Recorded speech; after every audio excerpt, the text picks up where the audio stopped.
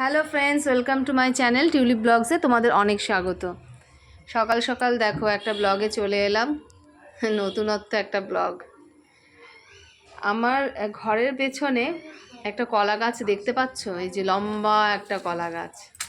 এই কলা গাছটা কিন্তু আমি লাগাইনি, এটা এমনি এমনি হয়েছে। বলে না বীজ থেকে গাছ হয়, তো এটা আমরা কলাকে বীজ ফেলেছি, তো বীজ থেকেই গাছটা হয়েছে এমনি এমনি, আমরা কিন্তু লাগাইনি আর তুলিও নি। এবার ধীরে ধীরে এটা বিশাল বড় আকার নিয়েছে।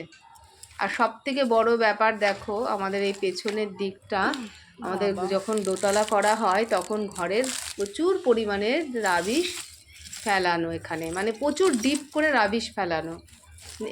এই জায়গাটা আমাদের এখনও ঠিক করা হয়নি, তবে করব, সময় হয়ে উঠছে না। এবার রাবিশের মধ্যে দিয়ে দেখো মোটা একটা কলা গাছ হয়ে গেছে। মানে এখানে কিন্তু মাটি নেই, সব বালি পাথর ইট সুরকি সব পড়ে রয়েছে, মানে প্রচুর ডিপ করে। এবার কোনো মাটি নেই, এবার মাটিও কোথা দিয়ে পেলো কি পেলো। আর যদিও পেয়ে থাকে, এর নিচে কিন্তু সিমেন্টের ঢালাই করা মেঝে, মানে মেঝেটা নিচু বলে আমরা ওর উপরে যত রাবিশ ফেলে রেখেছি, যে এর উপর দিয়ে আমরা পরে ঠিক করে নেব। দেখো এই গোড়াটার অবস্থা দেখো, এই যে আমি খুঁচে খুঁচে দিচ্ছি, গোড়াটার অবস্থা দেখো, পুরো ইট সুরকির মধ্যেই কিন্তু এই গাছটা হয়েছে। এখন অপেক্ষা রইল এতে কলা হবে কি না, কবে হবে জানি না, কি হবে তাও জানি না।